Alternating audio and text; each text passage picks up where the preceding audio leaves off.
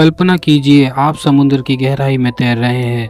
चारों तरफ सन्नाटा है। अचानक आपके सामने समुद्र का सबसे खतरनाक शिकारी दिखाई देता है। वह एक शार्क है। उसके तेज दांत, उसकी रफ्तार, उसकी शिकार करने की क्षमता देखकर बड़े बड़े समुद्री जीव भी अपना रास्ता बदल लेते हैं। लेकिन हैरानी की बात यह है कि यही शार्क एक ऐसे जीव से दूरी बनाकर रहना पसंद करती है जो देखने में बेहद ही शांत और दोस्ताना लगता है। जी हाँ, हम बात कर रहे हैं डॉल्फिन की।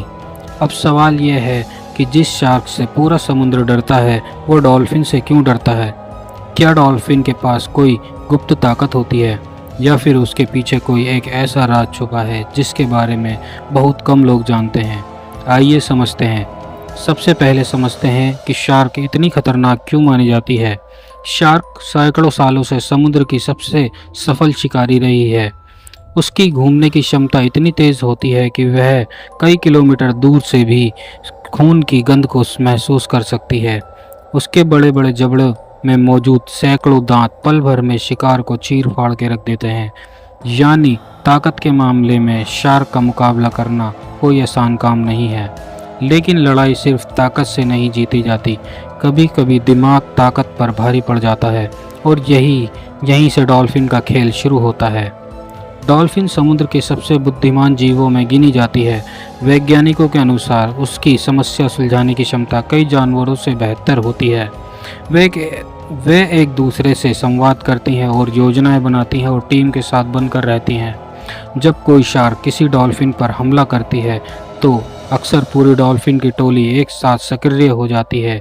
अब अकेली शार्क का सामना करना डॉल्फिन से बेहद ही मुश्किल हो जाता है, और यहीं उसका आत्मविश्वास डगमगाने लगता है। लेकिन कहानी यहीं ख़त्म नहीं होती दोस्तों। डॉल्फिन के पास एक ऐसा हथियार होता है। डॉल्फिन बहुत ही तेज़ी से दिशा बदल सकती है। वह ऊपर से नीचे चारों तरफ बेहद ही तेज़ी से मूव कर सकती है। इसके विपरीत शार्क का भारी शरीर उसको इतनी तेज़ी से मुड़ने में असमर्थता पैदा करता है। यही वजह है कि लड़ाई के दौरान डॉल्फिन बार बार शार्क को चकमा दे देती है। फिर आता है सबसे खतरनाक हमला। डॉल्फिन का मुंह भले ही खतरनाक ना लगे, लेकिन उसकी नाक का अगला हिस्सा बेहद ही मजबूत होता है। वह पूरी रफ्तार से शार्क के पेट और गलफड़ों पर टक्कर मारती है। शार्क का पेट और उसके शरीर का संवेदनशील हिस्सा होता है। बार बार टक्कर लगने से वह गंभीर रूप से घायल भी हो जाती है। कई बार शार्क पीछे हटने पर मजबूर हो जाती है, और यही कारण है कि अक्सर डॉल्फिन के पूरे समूह से उलझना शार्क के लिए बेहद ही खतरनाक साबित होता है। एक और दिलचस्प बात, डॉल्फिन अपने बच्चों की रक्षा के लिए किसी भी हद तक जा सकती है। अगर किसी शार्क ने बच्चे को खतरा पहुंचाने की कोशिश भी की तो वह पूरे समूह के साथ उस शार्क पर टूट पड़ती है। यानी शार्क को एक डॉल्फिन से नहीं बल्कि पूरी टीम से लड़ना पड़ता है, और समुद्र में टीम वर्क अक्सर ताकत से ज़्यादा खतरनाक साबित होता है। तो क्या डॉल्फिन हमेशा शार्क को हरा देती है? जी नहीं। बड़ी प्रजातियों की शार्क अभी भी बेहद खतरनाक होती हैं, और कई बार डॉल्फिन उनका शिकार भी बन जाती है।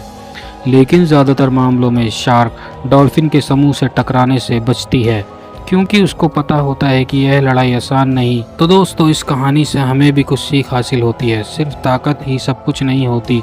बुद्धिमानता और एकजुटता, सही रणनीति कई बार बड़े दुश्मन को भी पीछे हटने पर मजबूर कर देती है। अगर आपको यह जानकारी रोचक लगी और यह वीडियो आपको पसंद आई तो हमारे वीडियो को लाइक करना ना भूलें, शेयर करें अपने दोस्तों के साथ, और चैनल पर नए हैं तो इसको सब्सक्राइब भी कर लें। मिलते हैं ऐसी ही रोमांचक नई वीडियो में। फिर मिलेंगे दोस्तों।